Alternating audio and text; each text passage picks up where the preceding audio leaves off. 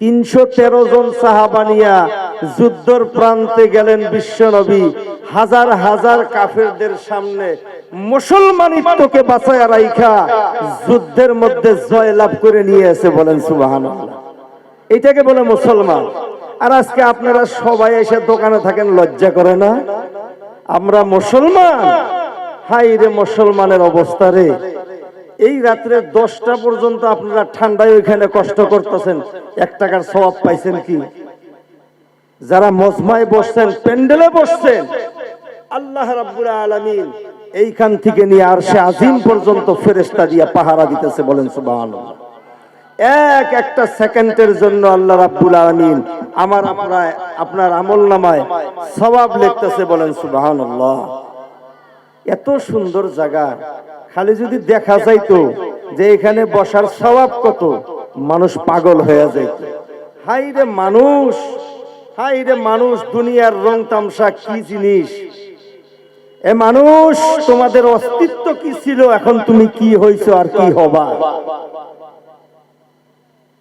আমরা তো মাটির একটা টুকরা ছিলাম। আল্লাহ রাব্বুল আলামিন জিবরাইলকে, মিকাইলকে, ইসরাফিলকে অর্ডার দিল, যাও মাটি নিয়ে এসো, মানুষ বানামু, আদম বানামু। ওই মাটি আনবার যায়, মাটি সুপারিশ করে, মাটির কান্দা দেখে এরা ঘুরে এসে কয়, বুঝছি তোমরা পারবা না, এ কাম আজরাইলে পাঠাইয়া দিছে। মাটি কয় কি, কয় বাবা আমাকে নিস না, আমি কষ্ট পাই। তোর কষ্ট, আল্লাহর হুকুম, আমি তো নিমুই খামসা দিয়া। যখন নিয়ে গেছে তখন আল্লাহ রাব্বুল আলামিন আজরাইলকে কয়, আল্লাহ তো মাটি বানাইমু মানুষ, আর এই মানুষের জান কবজ করার দায়িত্বটাও আমি তোমাকে দিব, কারণ তুমি পারবা, আমি দেখছি তুমি পারবা। তো জান কেরা নেয়? আজরাইলই তো নেয় নাকি? এমন অবস্থায় মানুষ আসছি আমরা ধর্মসভার মধ্যে, বাজারের মধ্যে আড্ডা দিতে চাই, একটা সেকেন্ডের বিশ্বাস নাই মুসলমান। যদি বাজারের মধ্যে খারাপ অবস্থায় মারা যান, আপনার মা বাবাও কষ্ট পাইব কবরে, আর আপনি তো নিয়ে গেলেন লানতের তোয়াব গলায় নিয়েই মরলেন। কি লানতের তোয়াব? জীবনের শেষ মুহূর্তটুকু আল্লাহকে ফাঁকি দিলেন, আল্লাহর নবীকে ফাঁকি দিলেন। কি ফাঁকি?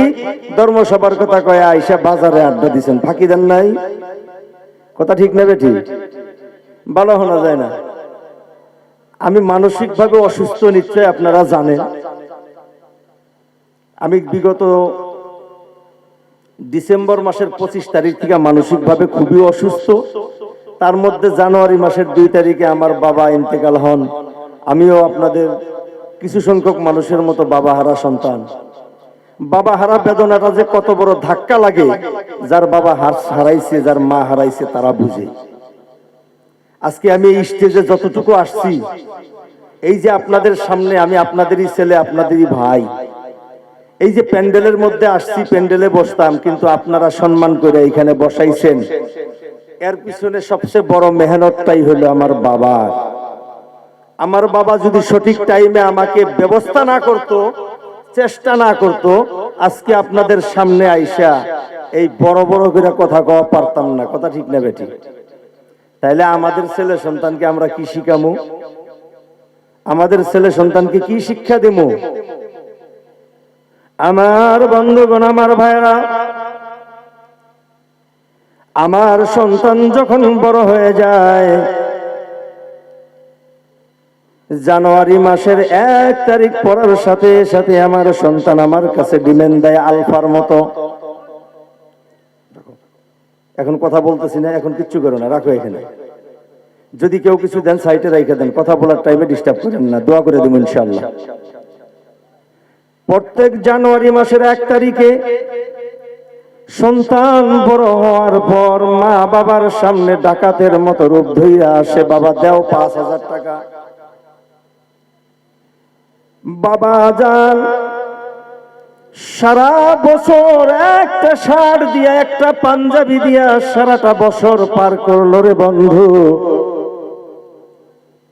বাবা যান নিজের পোশাকের কথা চিন্তা করে নাই, নিজের খানা খাদ্যর কথা চিন্তা করে নাই, আমার সন্তানের সুখের কথা মা বাবাই চিন্তা করত।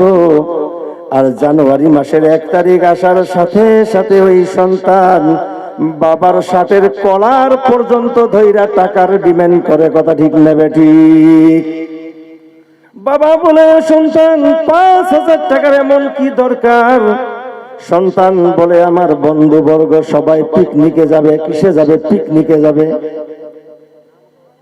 আমার বন্ধুগণ, পিকনিক জানুয়ারি মাসের 1 তারিখে যখন পিকনিকের কথা আমার মতো মুসলমানের সন্তানের মুখ দিয়া বাইরে হয়, এত বড় দুর্ভাগ্য, এত বড় হতভাগা মুসলমান আর পৃথিবীর দ্বিতীয়বার হবে না।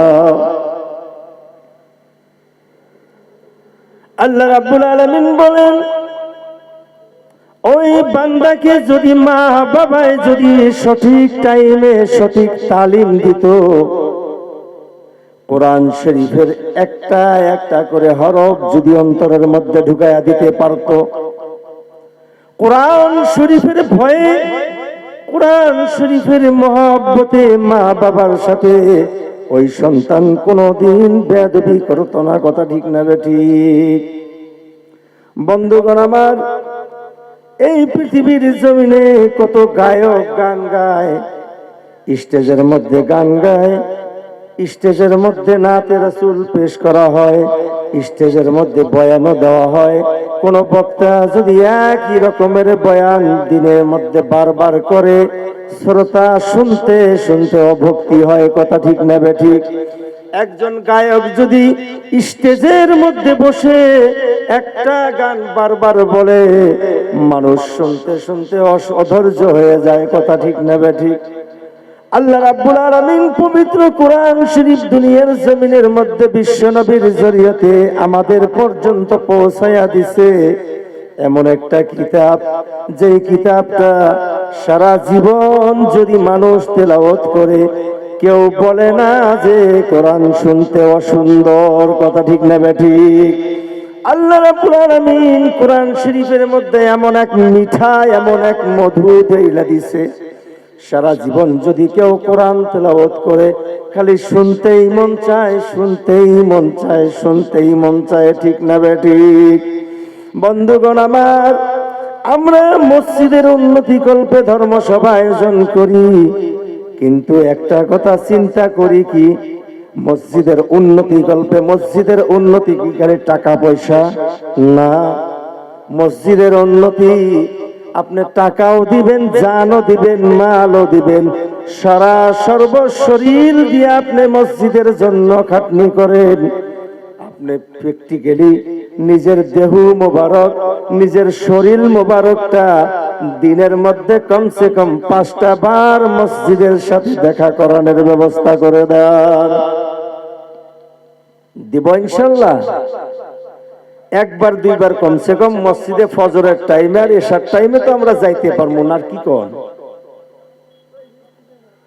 বাবা, জহরের টাইমে খেতে খামারে থাকি, আসরের টাইমেও খেতে খামারে থাকি, মাগরিবের টাইমে গা পা ধুইতে সময় যায় নাকি? এশার টাইমে তো কমসে কম, মাগরিবের থেকে না পারি, এশার টাইমে তো মসজিদে যাওয়া পারবো নাকি কোন? বাজারে যতটুকু টাইম আড্ডা দিমু, ঠিক আছে, আপনি অফ টাইম দেন। যখন মসজিদে আজান হয়ে যায়, যুবক বন্ধুরা, আজ যদি যুবক নামাজি হয়, এই খেটডুবি অঞ্চলের যুবক যদি নামাজের পাবন্দি হয়, তাহলে আশা করি খেটডুবি অঞ্চলের বুড়ারাও আর নামাজে না এসে পারবো না, পারবো না। রাস্তা দিয়ে যাইতে গেলে বুড়া মানুষ দেখলে যুবকে টাইনে নিয়ে যাবো, এই চলো নামাজ পড়ে আসি। বুড়া দেখবো যে হায় রে, আমার নাতিপুতি নামাজে যাইতেছে, আমারও তো শরম করে, শরমের ঠেলায় বুড়াও নামাজ ভুলে যাবো, কথা ঠিক না ঠিক? ইসলাম প্রচার হয়েছে যুবক দিয়া, ইসলাম শেষও হবো যুবক দিয়া, কথা ঠিক না ঠিক? বুড়াগুলার কাম নাই, বুড়াগুলা খালি পাশে মরা নারায়ে তাকবীর আল্লাহ। বন্ধুগণ আমার, এই দুনিয়ার মায়ায় পড়ে মানুষ বাজারে বাজারে ঘুরে, কয়দিন কিভাবে ঘুরবেন? আল্লাহ রাব্বুল আলামিন বলে, মিনহা খালাকনাকুম, মানুষ তোমার অস্তিত্ব কি ছিল? যখন মানুষ মারা যায়, কবরের মধ্যে যখন রাখা হয়, মাইয়িতকে রাখার পর বিসমিল্লাহি ওয়া বিল্লাহি ওয়াফি সাবিলিল্লাহি ওয়া আলা মিল্লাতি রাসূলিল্লাহ। আল্লাহর নবীর উম্মত, এ আল্লাহ তোমার বান্দাকে তোমার কুদরতি হাতের মধ্যে তুইলা দিলাম। কথা ঠিক না ঠিক? এখন যদি ওই বান্দার আমলের মধ্যে নেক আমল থাকে, কবরের মধ্যে ফেরেশতা ভালো ব্যবহার করবে। আর যদি নেক আমল না থাকে, কবরের মধ্যে প্রথম প্রশ্নের জবাব যদি আমি আপনি দিতে না পারি, আল্লাহ রাব্বুল আলামিন ফেরেশতাকে কঠোর ভাবে বিচার করতে বলবে। তাই না, নিয়ে যাও, আমলনামা বাম হাতে দাও আর জাহান্নামের মধ্যে ঠেলে দাও। বলেন নাউজুবিল্লাহ। আল্লাহর ফেরেশতা প্রথম জিজ্ঞাসা করবে মান রাব্বুকা। আল্লাহর ফেরেশতা কি ভাষায় জিজ্ঞেস করবে? আরবি ভাষায়। কি ভাষায় জিজ্ঞেস করবে? আর যদি আমাদের এটা আমল না থাকে, আমরা যদি জানি আল্লাহকে আমরা দেখছি, আমরা তো আল্লাহকে দেখি নাই, কিন্তু আমরা জানি অন্তরে, মনে, প্রাণে, কলবে, জিহ্বায়, সব দিকে আমরা আল্লাহকে বিশ্বাস করছি। করছি না নাই? এ বাবা, করছি না নাই? আল্লাহ আছে। আল্লাহ যদি আছে আমরা বিশ্বাস করছি নাকি? আল্লাহ সর্বশক্তিমান আমরা বিশ্বাস করছি না নাই? এ বাবা, কথা বলেন না কেন? ঘুমের ঘরে গেলেন? ঘুমায়েন না। আমার পরেই তো আসতেছে তুফান। আমার পরে আমার বন্ধু মাওলানা হাবিবুর রহমান বুলবুলি সাহেব, উনিও দাঁড় দিতেছে। কারণ আজকাল যুগে একটু গরম না করলে না মসলা হল হয় না। একটু গরমেরও দরকার আছে, নরমেরও দরকার আছে। তো আমার গলার সাউন্ডটা, সর্দি কাশ হওয়ার কারণে সাউন্ডটা বসে গেছে। তবুও একটু কষ্ট করে খালি আপনাদের দোয়ার জন্য আসছি যে আজকের দিনে এই মাহফিলে আমি একটা কথাই বলবো, মুসলমানিত্ব হারাইও না। মসজিদের উন্নতি খালি টাকা না, মসজিদের উন্নতি মুক্তাদি দিয়াও করা লাগবে। কথা ঠিক না বেঠিক? আমরা করব তো ইনশাআল্লাহ? করব তো? আরে বাবা, কমসে কম ফজরের নামাজটা, এই দুনিয়াটা বাবা শান্তির জায়গা না। মুসলমানের জন্য এই দুনিয়াটা শান্তির জায়গা না।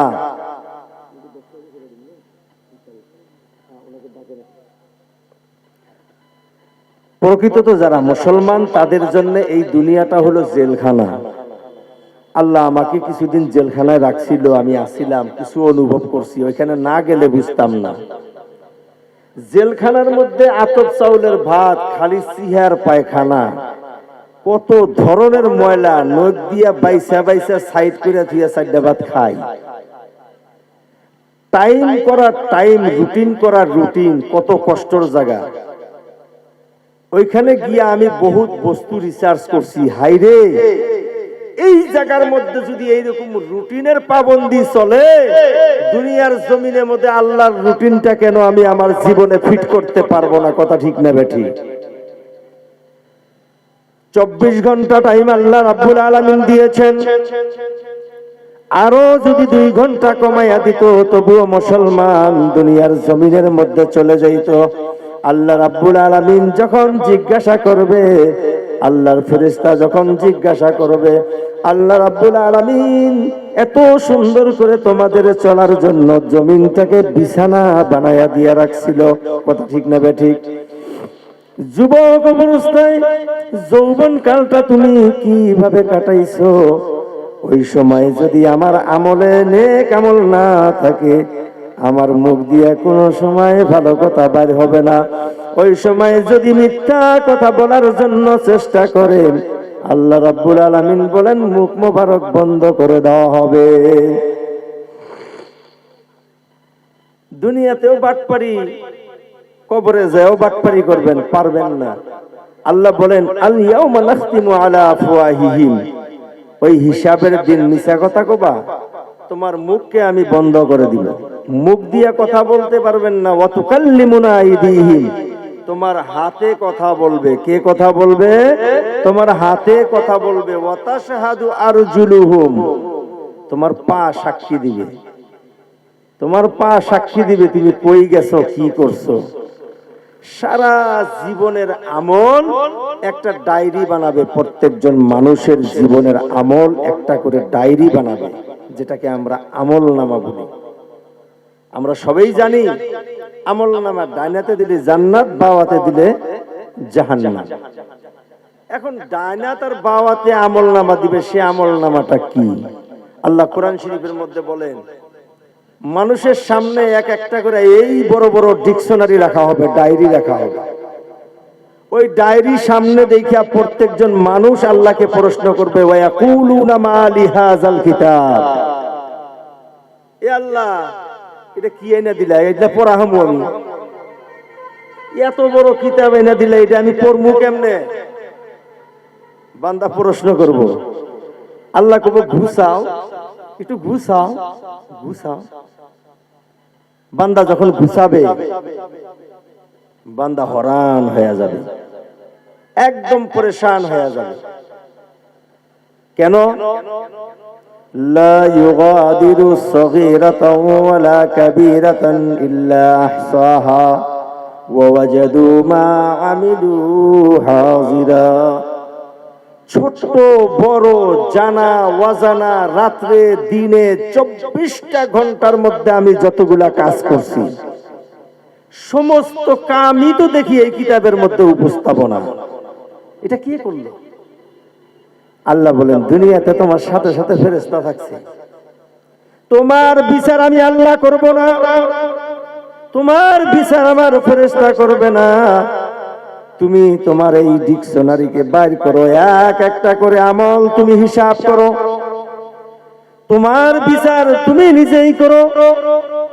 এই ডিকশনারির মধ্যে, এই ডায়েরিটার মধ্যে নেক কাজের সংখ্যা কতটা আর খারাপ কাজের সংখ্যা কতটা, বান্দা এক এক করে যখন হিসাব করা শুরু করে দিবে, যখন দেখবে নেক কাজের সংখ্যা কম, খারাপ কাজের সংখ্যা বেশি, ওই আমল নামাটা অটোমেটিক চট করে বাম হাতে চলে যাবে, আর ওই আমল নামাটা টাইনা টাইনা ওই বান্দাকে জাহান্নামের মধ্যে নিয়ে যাবে। বলেন নাউজুবিল্লাহ। আমল নামা হাতে দেওয়া লাগবো, কান্টেমি করে নিবেন, কাম বাজে নাই।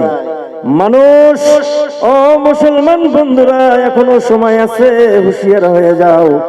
আল্লাহ বলেন, মিনহা খালাকনাকুম, এই মাটির দ্বারাই তোমাকে সৃষ্টি করেছি, ওয়া ফিহা নুঈদুকুম, আর এই মাটির মধ্যেই তোমাকে বিলীন করে দেওয়া হবে, ওয়া মিনহা নুখরিজুকুম তারাতান উখরা, আবার পুনরায় এই মাটি দিয়ে তোমার জীবনকে উজ্জীবিত করা হবে, আবার তোমাকে কবরের মধ্যে হায়াত দেওয়া হবে, হায়াত দেওয়ার পর তোমাকে যুবক অবস্থায় কবরের মধ্যে বসাবে, তারপর ফেরেশতা আসবে তোমাকে সওয়াল জবাব করবে। কথা ঠিক না বেঠিক?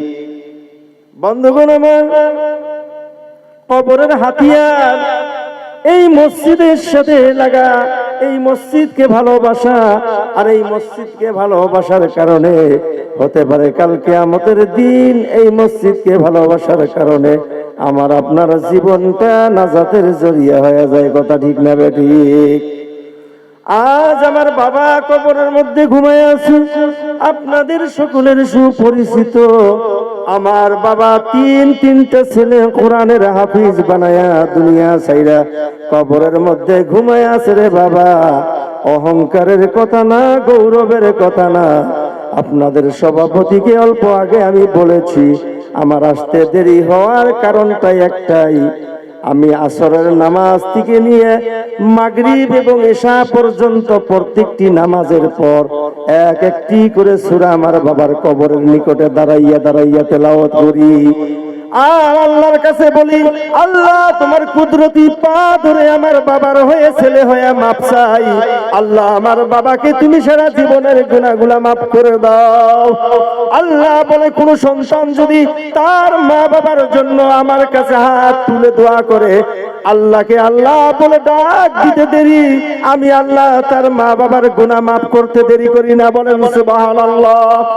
আজ যারা এই জলসার মধ্যে উপস্থিত আছেন বন্ধুরা, এক একটা করে ছেলে কমসে কম কবরের পাশে দাঁড়াইয়া দাঁড়াইয়া যেন কোরআন শরীফের তেলাওয়াত করে আল্লাহর কাছে দোয়া করতে পারে, এই ব্যবস্থা সকলে করবেন, কারণ মৃত্যু সকলেরই অনিবার্য। কথা ঠিক না বেঠিক?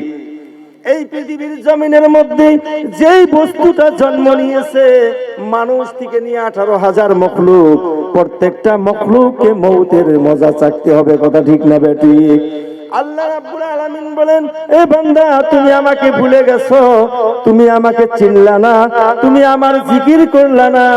এই পৃথিবীর মধ্যে এত সুন্দর করে আমি আসমানটা বানাইলাম, এত সুন্দর করে জমিনটা বানাইলাম।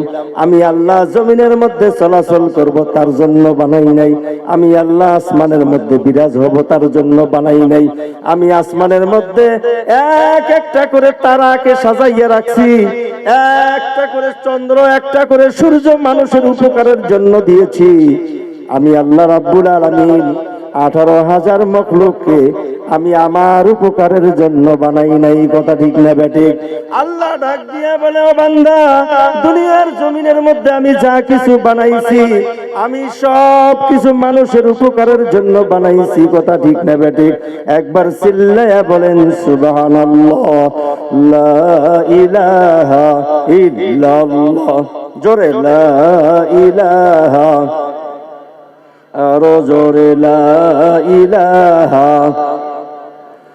লা ইলাহা ইল্লাল্লাহ, লা ইলাহা ইল্লাল্লাহ, লা ইলাহা ইল্লাল্লাহ মুহাম্মাদুর রাসূলুল্লাহ।